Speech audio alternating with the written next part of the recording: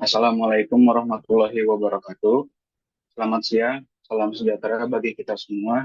Di kesempatan kali ini yang terhormat Ibu Ria Rahmanida, SPD NPD selaku dosen yang mengampu mata kuliah Statistika Ekonomi dan Bisnis. Di pertemuan kali ini kami yaitu kelompok 8 akan membahas materi yang mengenai siklus dan forecasting. Namun sebelum itu izinkan kami untuk memperkenalkan diri. Saya Hasbullah Muhammad, teman saya. Saya Aurelia Zafa Kamilai dengan rekan saya. Saya Cinta Eka Saputri.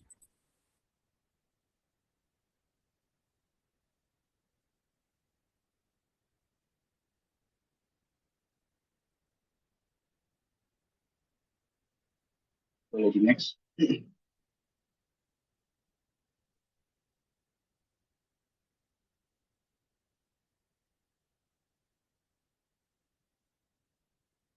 Lagi yang sebelumnya.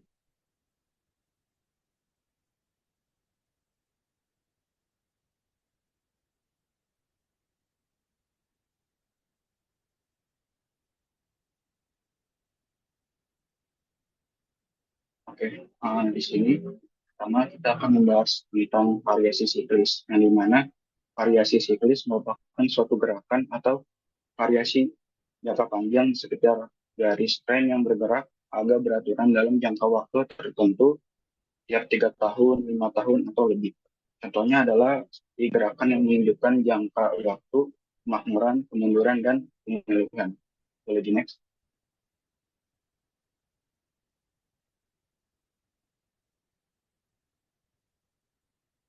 Nah, di sini ada variasi siklus yang dimana persamaannya Y sama dengan T dikali X dikali C dikali I.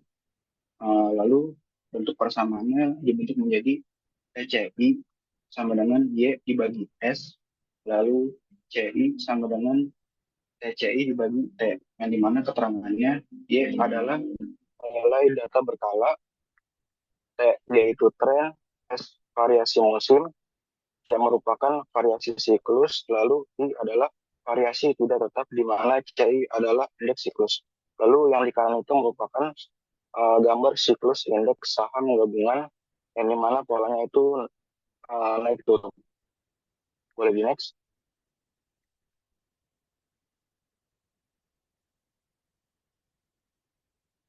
Nah, di sini ada contoh dari variasi siklus. Di sini terdapat 4 tahun yang dimana di masing-masing tahun itu terdapat 3 periode triwulan, yaitu ada periode satu, triwulan satu, triwulan dua, triwulan tiga. Lalu ada contoh apa? Di sini data Y 22 di tahun 98, 22, 14, 8.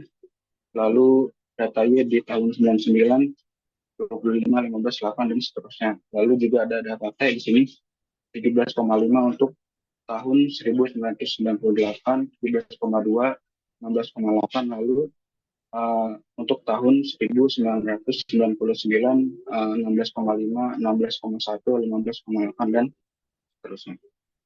Lalu di sini kenapa bisa di data PCI itu 14,7? Itu karena sesuai rumusnya. PCI itu kan Y dibagi S. Nah, di sini kan Y-nya 14, S-nya 95 untuk tahun 1998. Jadi Y dibagi S, 14 dibagi 95 itu hasilnya 14,7. Nah, itu terus dihitung sampai ke bawah. Misalnya lagi di sini 15,7 itu Y-nya 8, S-nya 51. Jadi 8 dibagi 51 sama dengan 15,7. Lalu untuk data CI di sini kenapa bisa 86 itu data yang udah TCI tadi kita dapat itu dibagi dengan data T. Jadi di sini kan yang tahun 1998 triwulan 2 itu kan TCI-nya 14,7 dibagi T. Jadi 14,7 dibagi 17,2 itu hasilnya sorry salah Yang 93 ini kan 15,7 dibagi 16,8 itu 92. Nah, begitu juga seterusnya sampai ke bawah. Misalnya lagi 97 itu kan 16,0 dibagi 16,5. Hasilnya 93. Nah, di sini sorry, dapat tabel C yaitu merupakan indeks yang menyatakan adanya perubahan siklus di dalam data. Kenapa bisa dapat 92? Itu penjumlahan 3 triwulan. Misalnya di tahun 1998, di sini caranya CI dari 86, 93, 97. Itu dihitung dari triwulan 2, triwulan 3, triwulan 1. 86 ditambah 93 ditambah 97 dibagi 3. Itu hasilnya 92. Lalu untuk yang 97 itu mengambil dari 93 karena kan 86-nya tadi udah digunain karena historis. Jadi 93 ditambah 97 ditambah 99 dibagi 3 itu 97 terus sampai bawah. Selanjutnya boleh dilanjutkan oleh teman saya.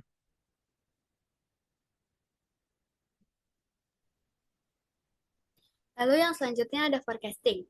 Di sini ada perakiraan dan prediksi. Perakiraan merupakan proses peramalan suatu variabel atau kejadian di masa yang akan datang, berdasarkan data variabel yang bersangkutan pada masa sebelumnya. Lalu ada prediksi, yang dimana prediksi itu merupakan suatu proses peramalan suatu variabel di masa yang akan datang, dengan lebih mendasarkan pada pertimbangan subjektif atau intuisi dengan data kejadian di masa lampau. Boleh di next? Yang pertama itu ada analisis tren linear. Model tren linear digunakan untuk memprediksi nilai di masa depan berdasarkan data historis. Rumus yang digunakan yaitu di sini ada YT sama dengan A ditambah B dikali T. Yang dimana YT itu merupakan nilai ramalan pada periode ke T, lalu T yaitu waktu periode, lalu A yaitu nilai awal atau intercept, dan B itu merupakan kemiringan atau perubahan rata-rata per periode. Di sini ada contoh soal, suatu perusahaan telah mempergunakan bahan baku dari tahun 2009 sampai 2015. Berdasar data historis tersebut, berapa ramalan penggunaan bahan baku pada tahun 2016? Nah, di sini itu dimulai dari tahun 2009 sampai 2015. Dan periodenya 2009 pada periode ke-1, 2010 periode kedua, sampai periode ke-7. Jadi di sini itu 2009 sampai 2015 itu ada 7 periode dan sigma periodenya itu 28. Lalu di sini ada kebutuhan atau yang dilambangkan dengan Y.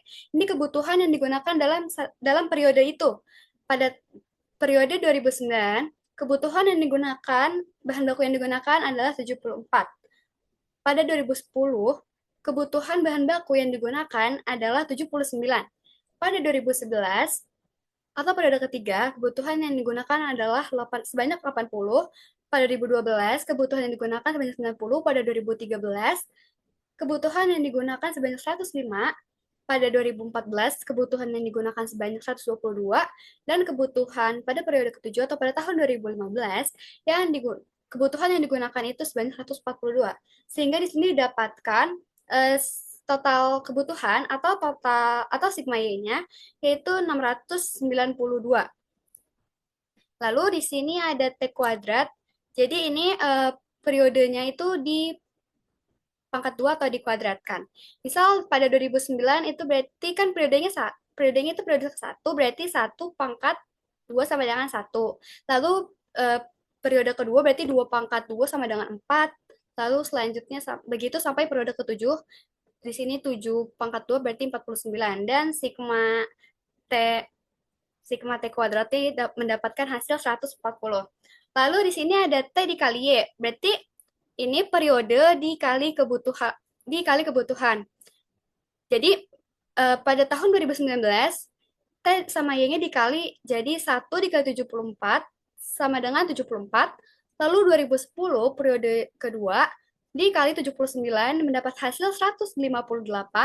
Lalu periode ketiga dikali 80 yaitu 240, begitu sampai seterusnya di tahun 2015 atau periode ketujuh yaitu 7 dikali 142 mendapatkan hasil 994.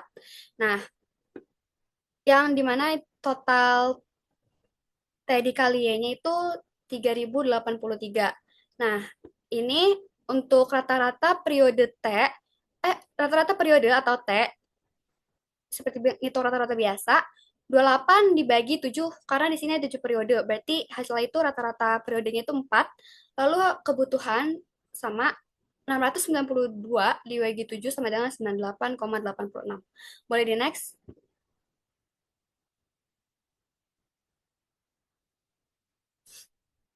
Nah, tadi kan rumusnya itu untuk mencari YT itu kan A ditambah B dikali T. Nah, kita harus nyari dulu nih, rumus cara nyari B, yaitu sigma T, rumus sigma TY dikurang N dikali T rata-rata dikali Y rata-rata. Dibagi sigma T kuadrat dikurang N dikali T rata-rata yang dikuadratkan. Jadi, di sini tadi kan sigma T dikali Y-nya 3083 dikurang N itu kan ini 7 periode, berarti di sini dikali 7 dikali rata-rata T. Tadi rata-rata T-nya itu 4, berarti dikali 4 dikali rata-rata Y yaitu 98,86 per atau dibagi sigma T kuadratnya 40, lalu dikurang N itu masih 7, dan T kuadratnya itu 4. Dan dikuadratkan berarti 4 kali 4 berarti 16. Sehingga mendapatkan hasil B-nya itu 11,25.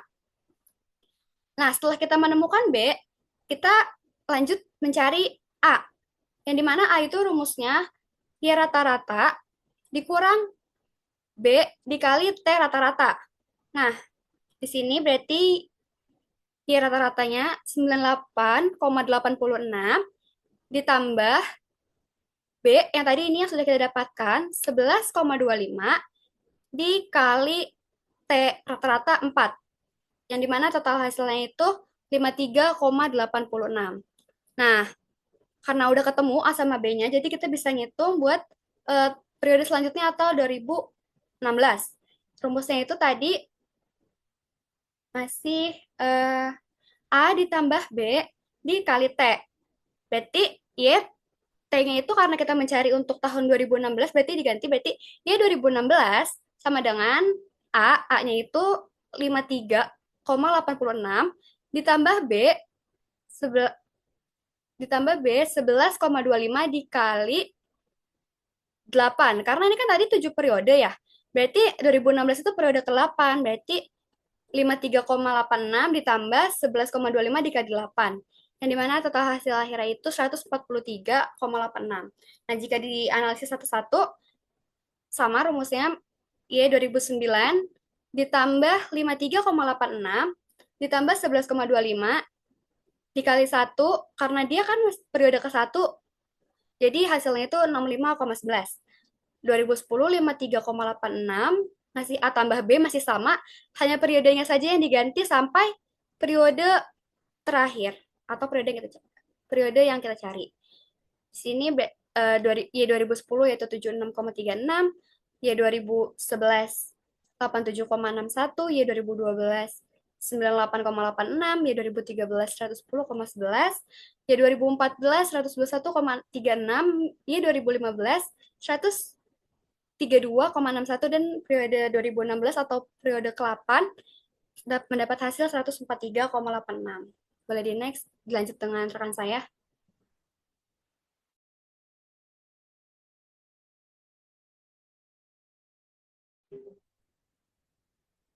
Iya, di sini selanjutnya terdapat analisis smoothing, yang dimana di dalam analisis ini terdapat dua metode. Yang pertama ini metode single moving average, yang dimana eh, hitungan ini untuk digunakan peramalan untuk 4 bulan, 5 bulan, sampai 6 bulan. Di sini ada contoh soalnya. Di sini kan ada periode nih, di periode 1 sampai periode 11. Cuman periode 11-nya ini belum diketahui. Jadi perintahnya hitung penjualan periode 11 dengan metode single moving average dengan periode 3 bulanan dan 5 bulanan. Boleh di next? Nah, ini merupakan hitungan secara terperincinya. Ini kan yang diminta yang pertama itu 3 bulanan. Jadi kita hitungnya itu tuh dari periode keempat. Nah, kita ambil data pertama, hasil penjualan pertama itu kan 44. Jadi F4, periode keempat, sama dengan 44 ditambah 40 ditambah 43. Jadi ya kita ambil 3, karena 3 bulan yang diminta.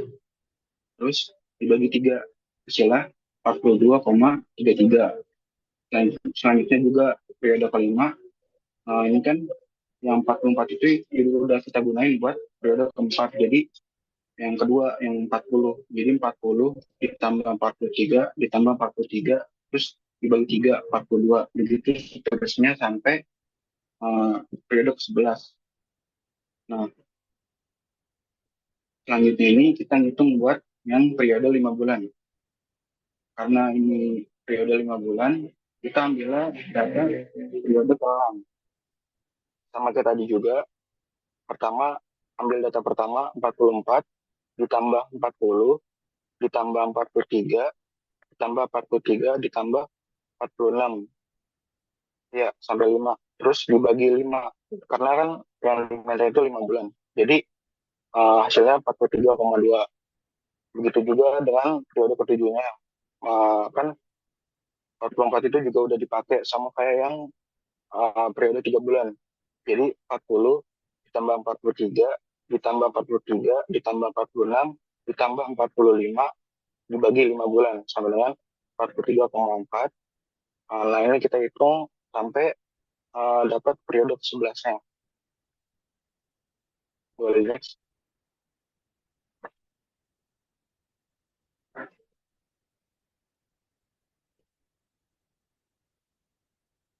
Nah, ini hasil yang tadi kita pindahin ke table.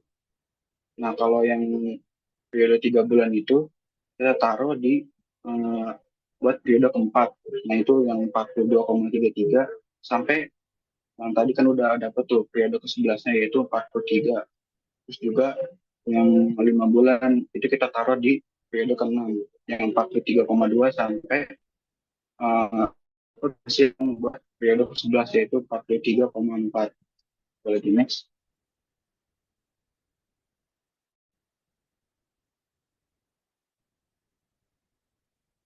Selanjutnya di sini metode yang kedua yaitu weighted weighted moving average.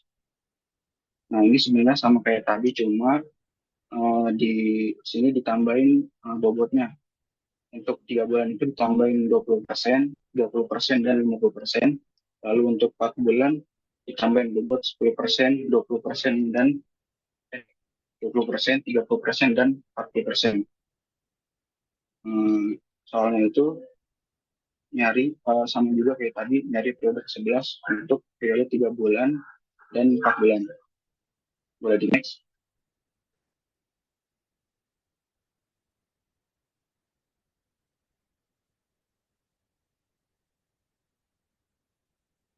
Nah, ini sama kayak tadi juga sebenarnya, karena tadi diminta 3 bulan, kita nyarinya yang buat periode yang keempat.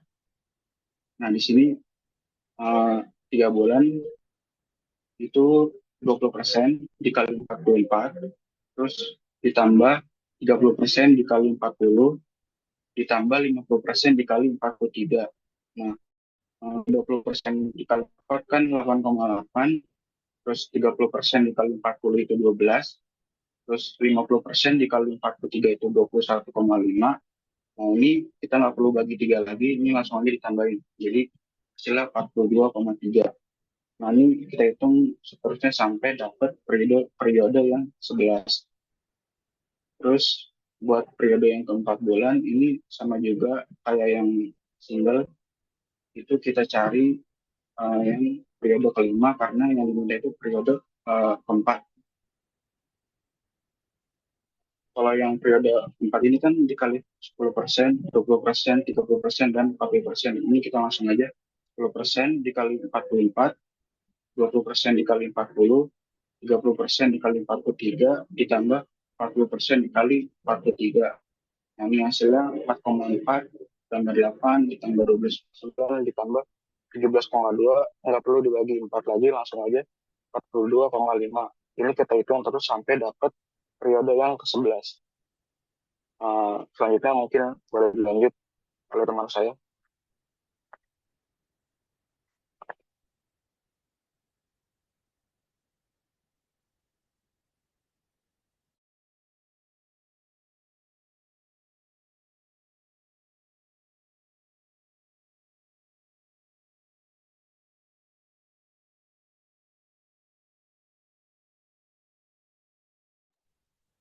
Lalu yang selanjutnya ada single exponential smoothing.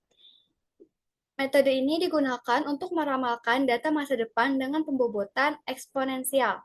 Nah, single exponential smoothing ini menggunakan rumus ft plus 1 sama dengan alpha dikali xt ditambah 1 dikurang alpha dikali ft. Yang dimana xt itu merupakan data permintaan pada periode t, lalu alpha merupakan faktor konstanta pemulusan, dan ft merupakan peramalan untuk periode tertentu tersebut. Lalu di sini ada contoh soal, yaitu suatu perusahaan akan meramalkan penjualan pada periode ke-11 dengan data historis sebagai berikut.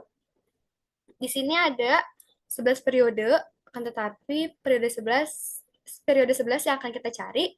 Di sini data penjualannya pada periode pertama 44, periode kedua 40, periode ketiga 43, periode keempat 43, dan sampai ke-10 yaitu periode periode ke-10 X-nya itu 46. Dan ada nilai perakiraannya. Di sini alfanya berbeda dan 0,1 dan 0,2.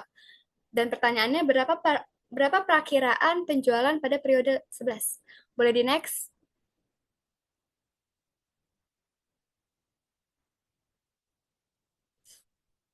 Nah, tadi kan alfanya ada dua ya, ada 0,1 sama 0,2.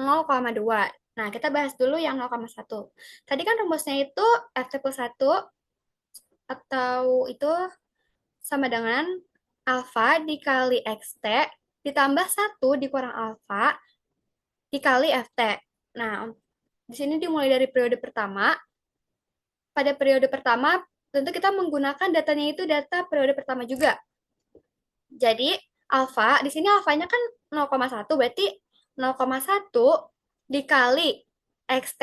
Di sini kita menggunakan data yang pertama yaitu 44. Jadi 0,1 dikali 44 ditambah 1 dikurang alfa, berarti kan 1 dikurang 0,1 kan 0,9 ya. Berarti kita di sini kita masukkan 0,9. 0,9 dikali ft, ft-nya itu masih 44 karena dia masih periode pertama. Pada periode 1 kita mendapatkan hasil 44. Lalu pada periode kedua masih sama alfanya itu sama semua ya sampai periode terakhir, yaitu 0,1 karena di soal 0,1.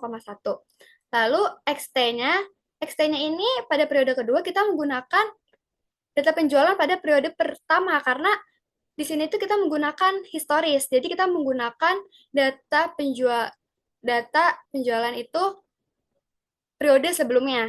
Jadi 0,1 dikali 44 ditambah 0,9 ini masih sama tadi di rumusnya itu 1 dikurang alfa, jadi sama semua 0,9 dikali 44. Nah, 44 di periode kedua ini karena 44 ini merupakan FT ataupun hasil pada periode sebelumnya, pada periode ke-1, jadi yang dimana periode kedua ini mendapatkan hasil 44. Lalu pada periode ketiga masih sama alfa 0,1 dikali xt. Nah, di sini kan 40. Kenapa 40? Karena 40 merupakan XT pada periode kedua. Karena dia menggunakan historis.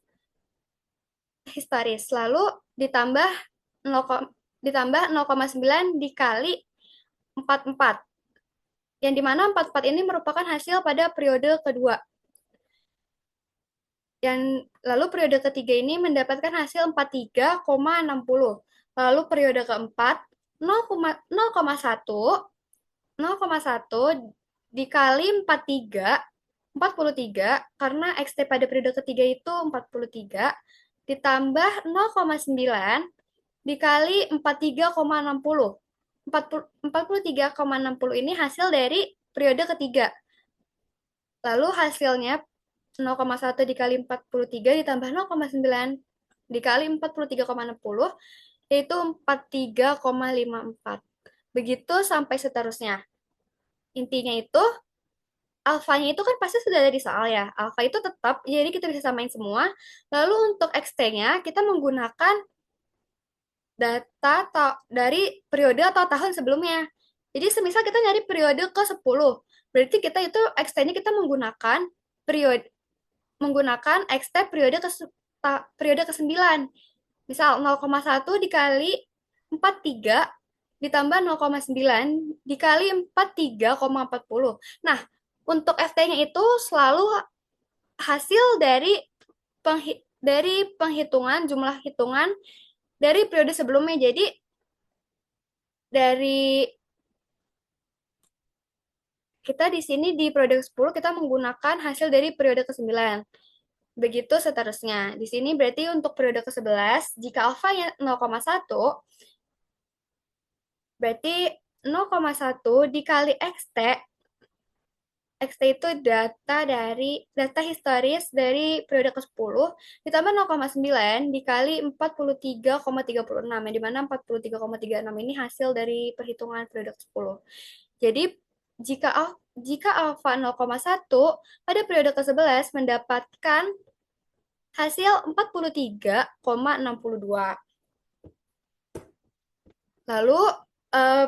Lalu di sini ada pertanyaan yang kedua, jika alfanya ini 0,2, rumusnya masih sama, yaitu AFT plus 1 sama dengan alfa dikali XT ditambah 1 dikurang alfa dikali FT. Tadi kan 0,1 ya alfanya, berarti kalau misalnya alfanya 0,2, kita juga masukinnya 0,2. Berarti di sini periode 1, 0,2 dikali 44. Nah, untuk ininya itu masih sama ya, masih sama. Kita menggunakan data historis, kita menggunakan data tahun atau periode sebelumnya. Karena ini masih yang pertama, berarti kita menggunakan yang pertama juga. Berarti 0,2 dikali 44 ditambah 1 dikurang A, dikurang alfa. 1 dikurang 0,2 mendapat hasil 0,8. Berarti kita di sini kita masukkan 0,8 dikali 44. Di mana hasilnya itu 44. Lalu pada periode kedua masih sama alfanya 0,2 dikali 44 karena kita menggunakan historis periode 1 44 ditambah 0,8 dikali 44 karena hasil periode 1 tadi itu 44. Hasilnya untuk periode kedua hasilnya 44. Lalu periode ketiga 0,2 ditambah 0,2 dikali 40 yang dimana 40 ini merupakan historis dari periode kedua ditambah 0,8 dikali 44 karena hasil pada periode kedua itu 44 dan hasil untuk periode ketiga yaitu 43,20.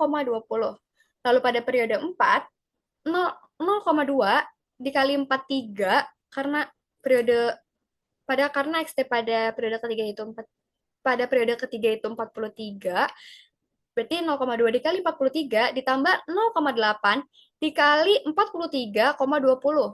Nah, 43,20 ini masih dari hasil periode sebelumnya. Begitupun sampai periode ke-11. Nih, langsung saja. Ini masih sama semua dan kita hitung langsung periode ke-11 karena ditanyakan periode ke-11.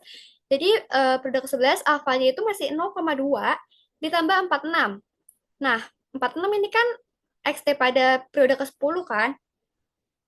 Jadi 0,2 dikali 46 ditambah 0,8 dikali 43. Nah, 43 kan ini hasil dari periode ke-10. Jadi periode ke-11 jika alfanya itu 0,2 mendapatkan hasil 43,6.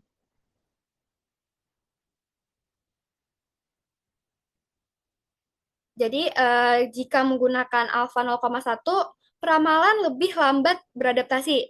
Dan jika menggunakan alfa 0,2, peramalan itu menjadi lebih responsif. Baik, dilanjut oleh rekan saya.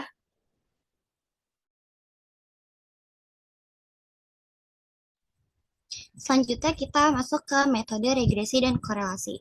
Metode regresi dan korelasi pada penetapan suatu persamaan estimasi menggunakan teknik least square, hubungan yang ada pertama-tama dianalisis secara statistik. Metode ini sangat baik untuk peramalan jangka pendek, sedangkan untuk jangka panjang ternyata kurang begitu baik. Metode ini banyak digunakan untuk peramalan penjualan, perencanaan laba, peramalan permintaan dan ekonomi. Terus metode regresi ini memperlihatkan hubungan linear antara variabel dependen dan independen. Di sini itu rumusnya itu Y sama dengan A tambah B kali X. Di mana rumus A-nya itu adalah sigma Y dikurang B sigma X, lalu dibagi N. Terus buat nyari B-nya itu N dikali sigma XY dikurang sigma X dikali sigma Y. Terus dibagi N dikali sigma X kuadrat dikurang sigma X yang dikuadratkan.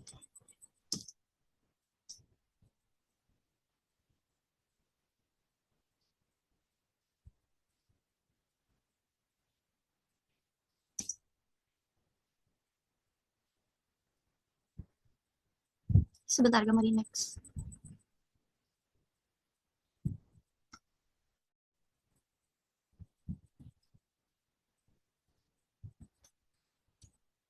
Nah, di sini ada contoh soal. Suatu perusahaan berencana untuk meningkatkan biaya promosi melalui jalur iklan pada media cetak. Periode ini perusahaan ingin mengeluarkan biaya iklan sejumlah 12 juta dengan menggunakan data historis. Tentukan berapa perkiraan hasil penjualan yang akan diraih perusahaan setelah biaya iklan dikeluarkan sejumlah 12 juta. Di sini udah ada tabel ya. Yang pertama itu ada tabel periode tahun. Di sini periodenya itu sampai 10 tahun. Terus di kolom yang kedua itu ada biaya iklan dengan simbol itu X. Terus selanjutnya ada hasil penjualan dengan simbol Y. Nah, itu biaya iklan itu di periode tahun pertama itu ada 5, tahun kedua ada 7, periode ketiga ada 9, periode keempat biaya iklannya 4 juta, dan seterusnya. Terus di hasil penjualannya itu di periode pertama itu 64 juta, terus periode kedua 80 juta, periode ketiga 98 juta, dan seterusnya. Nah, di sini buat nyari A sama B-nya itu kita perlu nyari X kuadrat, Y kuadrat sama X dikali Y. Nah,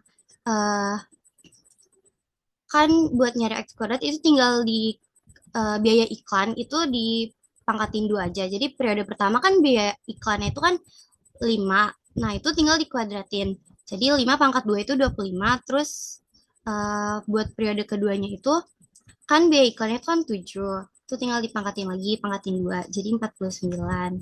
Periode ketiganya itu 9 dipangkatin 2 itu 81. Terus periode keempat itu biaya iklannya 4, terus dipangkatin 2 jadi 16. Nah, itu tuh apa sih namanya kayak seterusnya. Terus buat nyari Y kuadrat itu tinggal dipangkatin 2 aja sepenjualannya. Periode pertama kan 64. Nah, itu dipangkatin 2. Jadi 4096. Terus periode keduanya itu 87, itu dipangkatin 2 aja. Jadi 7569. Terus periode ketiga itu 98 dipangkatin 2 jadi 9604. Begitupun seterusnya. Terus buat nyari XY-nya itu tinggal dikaliin aja biaya iklan sama hasil penjualan. 5 dikali 64 itu 320. Itu untuk periode tahun pertama. Terus buat periode kedua itu tinggal dikali aja 7 kali 87 itu 609. dan seterusnya. Nah, terus itu tinggal dimasukin aja rumus-rumusnya. Kan rumusnya kan Y sama dengan A tambah BX. Jadi kita di sini nyari B dulu nih. Karena buat nyari A itu kita perlu nyari B-nya. Jadi kan rumus B N sigma X ya dikurang sigma X dikali sigma Y dibagi N kali sigma X kuadrat dikurang sigma X yang dikuadratkan. Jadi kan N itu kan jumlah periode. Nah, jumlah periodenya itu kan 10. 10 dikali sigma XY. Nah, sigma XY kan jumlah XY. Nah, di situ kan jumlah XY itu 4.492. Nah, itu tinggal masukin aja. Terus dikurang sigma X. Jumlah X-nya itu ada 61. Terus dikali sigma Y. Jumlah hasil penjualannya itu 699. Lalu dibagi N. Jumlah periodenya 10 dikali sigma X kuadrat yaitu 397. Lalu dikurang sigma X yang dikuadratkan. Kan sigma X itu kan tadi 61. Nah, terus itu dipangkatkan 2.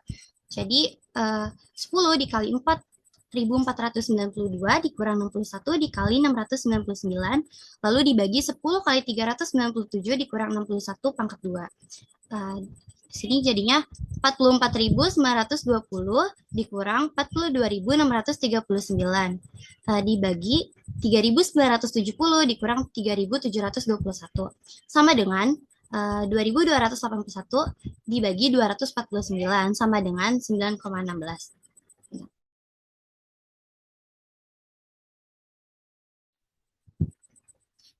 Terus abis nyari B, kita langsung nyari A aja. Kan rumusnya itu sigma Y dikurang B kali sigma X per N. Jadi tinggal masukin aja kayak tadi. Sigma Y itu kan 699. Terus dikurang B. B-nya itu kan tadi udah tahu kan hasilnya berapa, 9,16. Itu tinggal dimasukin aja, 9,16 dikali sigma X. Sigma X-nya kan 61. Terus per N. N-nya itu jumlah periode 10. Jadi 699 dikurang 9,16 dikali 61 per 10. Sama dengan 699 dikurang 558,76 dibagi 10. Sama dengan 140,24 per 10. Hasilnya itu 14,02. Jadi A-nya itu 14,02. Terus B-nya itu 9,16. Kita masukin lagi rumus yang tadi yang pertama yang Y sama dengan A tambah BX. A-nya itu kan udah ketemu kan tadi. Jadi masukin aja. Y sama dengan 14,02 tambah B-nya 9,16 terus X-nya. Nah, X-nya itu kan tadi kan disuruhnya itu kan ngeluarin biaya iklan sejumlah 12 juta kan. Nah, karena kan kalau 12 juta itu kan nol kan terlalu banyak nih. Jadi itu diperkecil aja 12. Jadi nanti hasil dari 14,02 tambah 9,16 kali 12 itu nanti tinggal dikali 1 juta aja. Jadi itu kan nanti hasilnya kan 123,94. Nah, jadi perkiraan penjualan dengan biaya iklan 12 juta itu adalah 123 juta 940 ribu. Itu.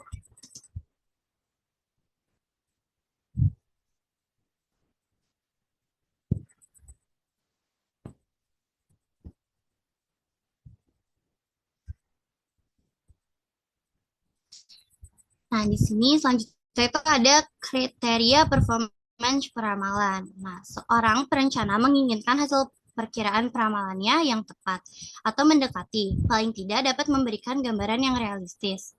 Ketidaktepatan atau ketidaktelitian ini menjadi kriteria performance suatu metode peramalan. Kesalahan yang kecil memberikan arti ketelitian peramalan yang tinggi. Dengan kata lain, keakuratan hasil peramalan tinggi, begitu pula sebaliknya.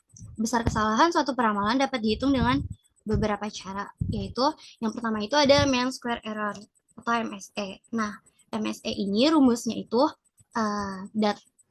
jumlah data aktual periode T dikurang nilai ramalan periode T terus habis dikurangin itu dikuadratin, lalu dibagi N banyaknya periode. Nah, yang kedua itu ada mean absolute deviation, atau MAD. Nah, ini rumusnya tuh mirip kayak tadi, cuma nggak dikuadratin. Jadi dia cuma data aktual periode T, dikurang nilai ramalan periode T, terus dibagi banyaknya periode. Nah, yang ketiga itu ada mean absolute percent error, atau MAP. Nah, ini tuh rumusnya itu data aktual dikurang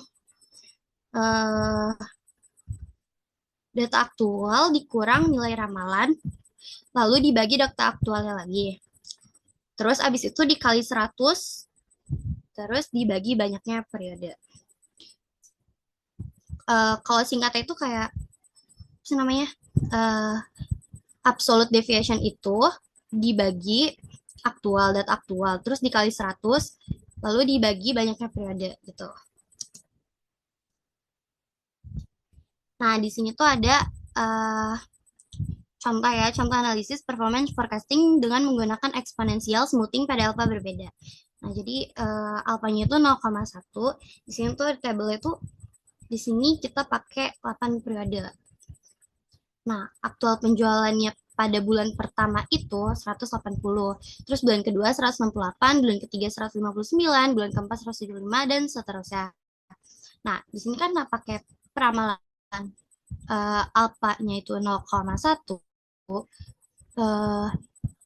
Itu nanti kita hitung-hitungan ya. Di sini udah diketahui kan peramalan di bulan pertama itu 175. Nah, di sini kita diminta buat ngitung prediksi penjualan dengan alfa 0,1. Jadi nanti kita bakal ngitung bulan kedua itu peramalannya gimana, bulan ketiga peramalannya gimana, dan seterusnya. Nah, terus disuruh juga hitung besar kesalahan prediksi dengan mean absolute deviation, mean square error, dan mean absolute percent error.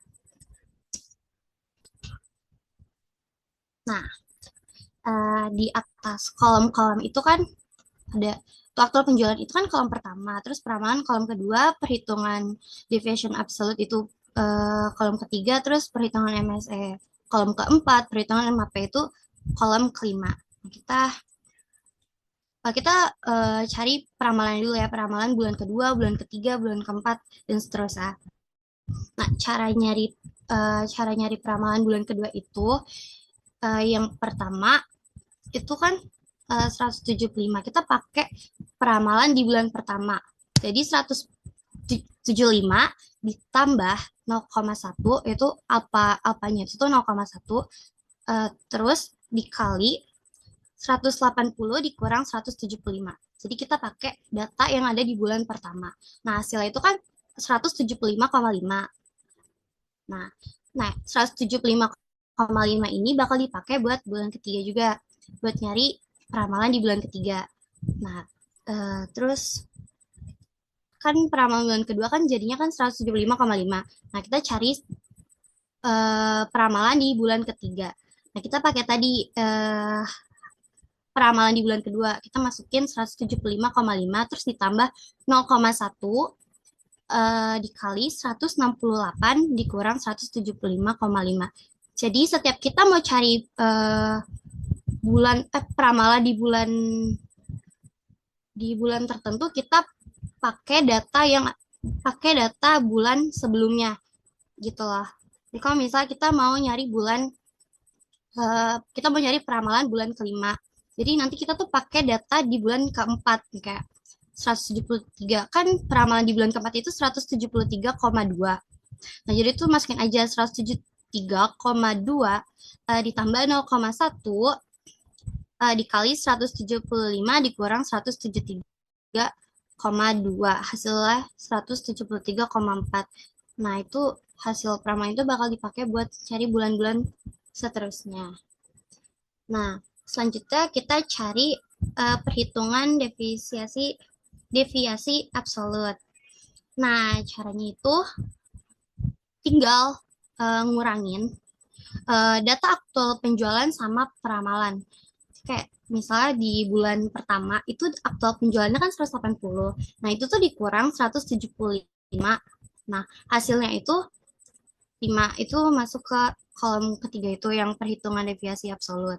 Terus bulan kedua 168 dikurang 175,5 itu kan 7,5, tinggal masukin aja. Terus Bulan ketiga 159 dikurang 174,8 sama dengan 15,8. Nah, ini kan harusnya kan nilainya minus ya, cuma itu dimutlakin, jadi kita nggak, jadi minusnya itu dihilangin gitu. Terus bulan keempat 175 dikurang 173,2 itu hasilnya 1,8. Nah, kita cari itu sampai bulan ke-8, kita sampai periode ke-8. Nah, itu dijumlahin hasilnya 82,5. Nah, habis itu 82,5 ini dibagi banyaknya periode. Karena di sini banyak periodenya itu ada 8, jadi kita bagi 8. Jadi 82,5 dibagi 8 sama dengan 10,31. Jadi itu perhitungan deviasi absolutnya itu 10,31. Tuh. Nah, selanjutnya itu ada perhitungan MSE. Nah, kalau perhitungan MSE ini itu cuma mengkuadratkan deviasi absolut. Kayak bulan pertama kan deviasi absolutnya itu kan 5. Nah, itu tinggal pangkatin 2, jadi 2,5. Jadi 25, sorry. Terus bulan kedua itu kan 7,5, itu dikuadratin jadi 56,3. Terus bulan ketiga itu 15,8 dikuadratkan jadi 249,6. Bulan keempat 1,8 dikuadratin jadi 3,2. Itu dijumlah dari periode pertama sampai periode ke-8 itu hasilnya 1528,1. Terus ini dibagi lagi sama banyaknya periode. Kan tadi banyak periode itu 8. Jadi 1528,1 itu dibagi 8 hasilnya 191,02.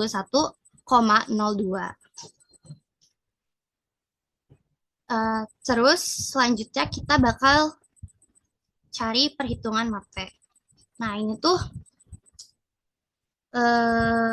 tinggal deviasi absolut dibagi aktual penjualan dikali 100%. Itu kan lihat di atas itu kan perhitungan MAPE ini kolom kelima kan. Jadi cara nyarinya itu tinggal kolom ketiga, kan kolom ketiga itu deviasi absolut. Nah, itu dibagi kolom pertama, yaitu aktual penjualan, terus dikali 100% gitu. Jadi kan bulan pertama kan deviasi absolutnya 5. Nah, itu dibagi aktual penjualannya itu 180. Jadi 25 dibagi 180 dikali 100%, hasilnya itu 2,8. Gitu. Terus bulan kedua 7,5 dibagi 168 dikali 100, hasilnya itu 4,5%. Terus bulan ketiga 15,8 dibagi 159 dikali 100, hasilnya 9,9%. Terus di bulan keempat 1,8 dibagi 175 dikali 100, hasilnya 1%. Dan seterusnya. Lalu kalau udah sampai bulan terakhir itu ya periode 8 itu dijumlah. Jadi hasilnya itu 44,8, terus dibagi banyaknya periode lagi. Kan banyak periode kan 8. Jadi 44,8 dibagi 8 hasilnya 5,6. Nah, jadi 5,6 ini hasil perhitungan MAPE-nya. Nah, gitu guys. Ngerti kan? Nah, sebelum kita ke latihan soal, adakah yang ingin bertanya, guys? Kalau ada yang kurang paham, bisa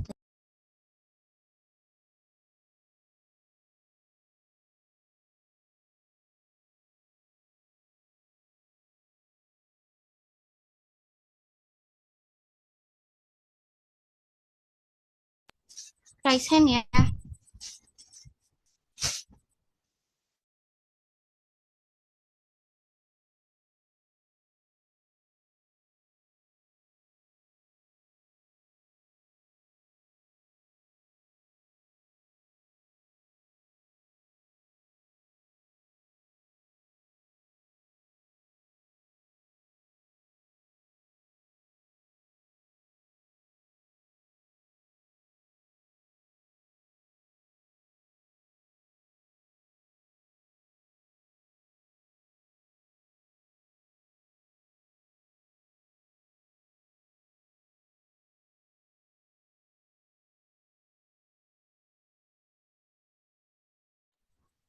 Ayo guys, apakah ada yang ingin bertanya?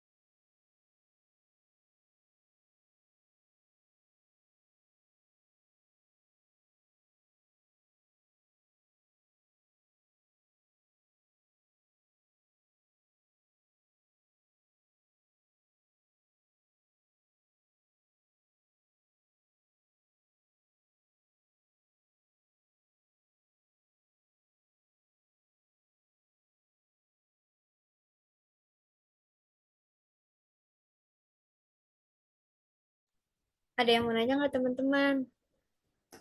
Kalau misalnya tadi kecepatan atau ada yang kurang jelas gitu, boleh ditanya. Kalau enggak, kita lanjut ke latihan soal.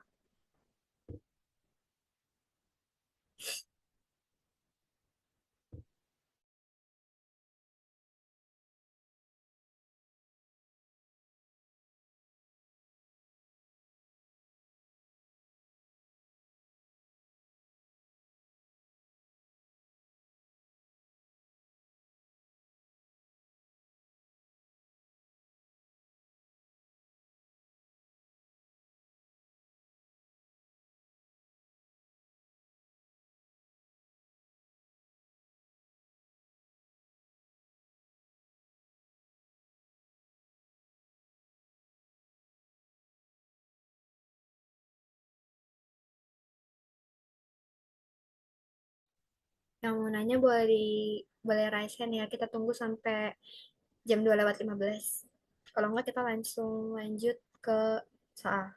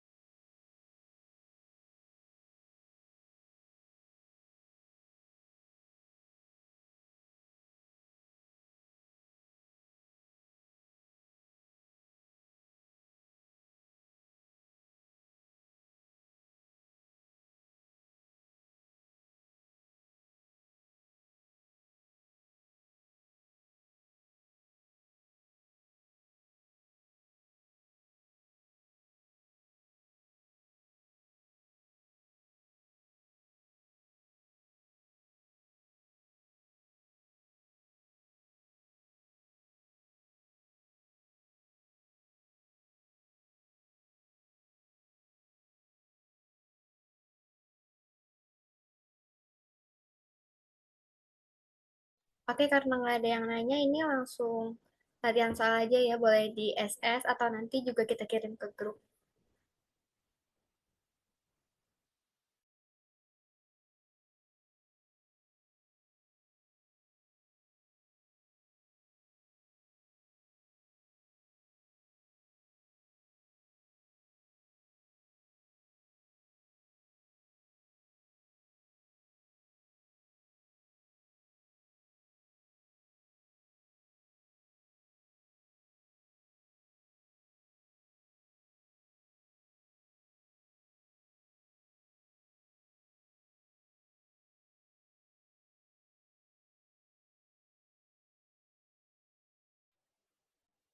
Cinta, boleh di next ke latihan soal selanjutnya.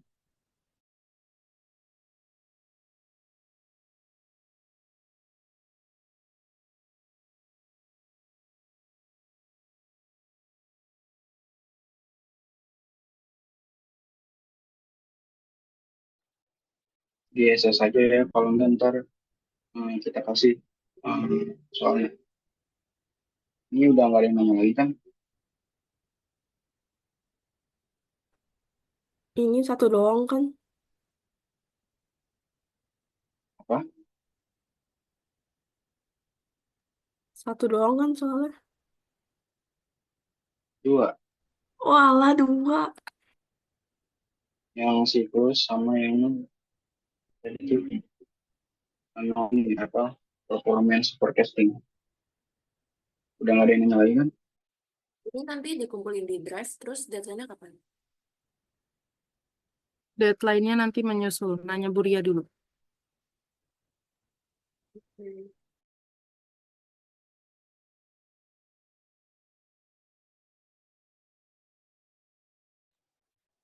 Ini ditutup aja.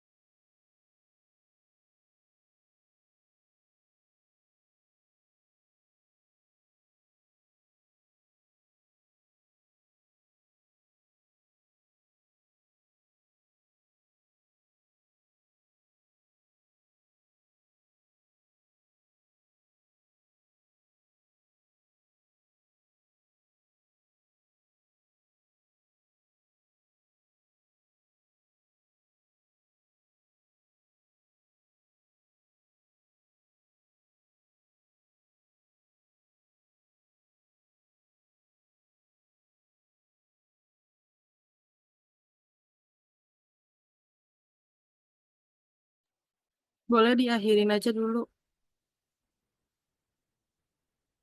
Recordnya jangan langsung dimatiin ya. Oke. Baik, mungkin sekian presentasi dari kelompok 8. Kurang lebihnya kami mohon maaf. Wassalamualaikum warahmatullahi wabarakatuh. Waalaikumsalam.